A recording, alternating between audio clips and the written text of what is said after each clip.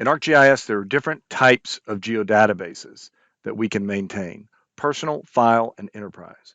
A personal is data stored as a single file in a Microsoft Access 2003 format, and it has the file extension *.mdb for Microsoft Database. Now, unfortunately, this geodatabase type is being deprecated, which means it's no longer accessible in ArcGIS Pro. So we typically do not use personal geodatabases anymore, but you still might run into them as a professional. More commonly, we're using file geodatabases for desktop GIS work, in which the data is stored as a folder with an *.gdb. The last type of geodatabase is an enterprise geodatabase. We see this in larger organizations that are maintaining their GIS data not in a file folder system, but in an enterprise database like Oracle or SQL Server or DB2.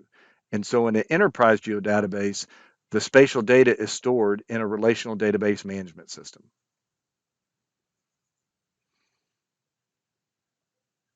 Now, there are advantages and disadvantages to each type of geodatabase: personal, file, and enterprise.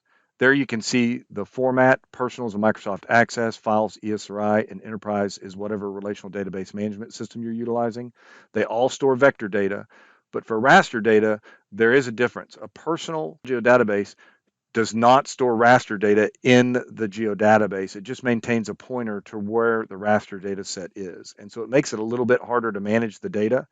In a file in an enterprise, you can actually store raster data in the geodatabase with the vector data.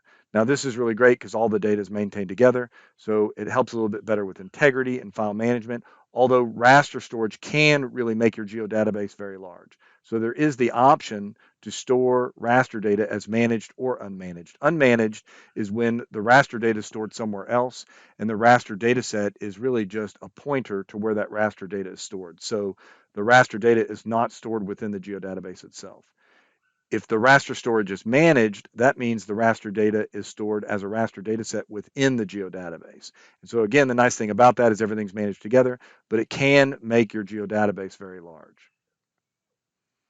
Now, the big limitation on a personal geodatabase is that it is 2 gigabytes in size. And the problem with that, it doesn't provide you with a warning or tell you that there's an error when it gets to 2 gigabytes. It just really starts dropping data.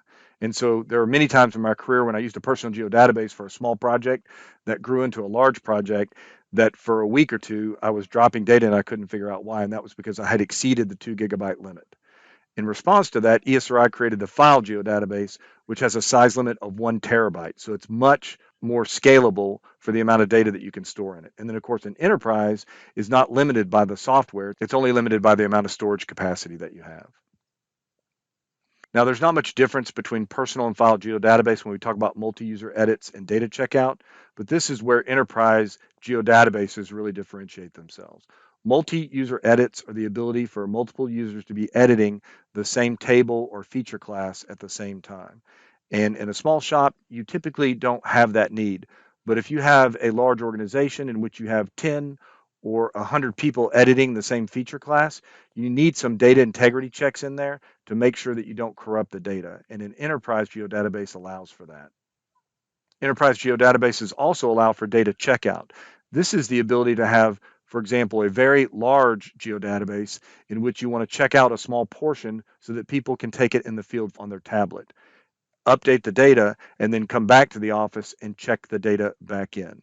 And an enterprise geodatabase allows for this process of checking the data out and then resolving the differences when the data is checked back in.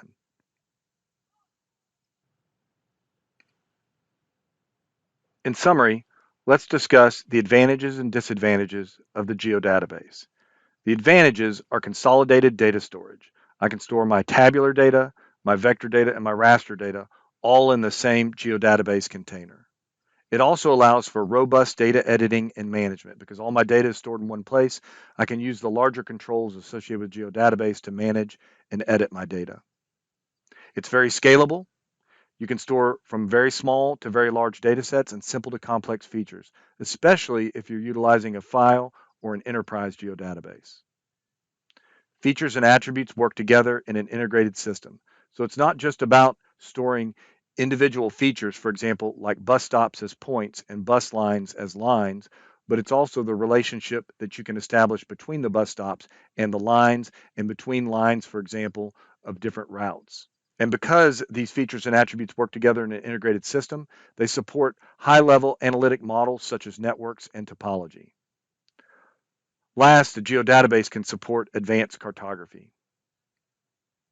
Disadvantages of the geodatabase include requiring more steps to create. I have to create the geodatabase, then maybe I create a feature data set, and then within the feature data set, I create my feature class. When I'm using, for example, a standalone shapefile, I just create the shapefile and I'm off and running. The geodatabase is also less compatible with non-ESRI software.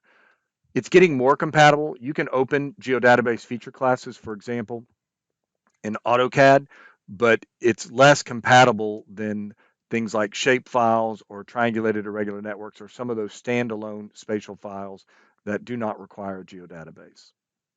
Last, a geodatabase is not backward compatible, which means that if I create a geodatabase in ArcGIS Pro 2.5 and share it with somebody who's using ArcGIS Pro 2.1, they may not be able to open it. So you have to be very thoughtful about who you're coordinating with and who you're sharing data so they can actually utilize the geodatabase you've created.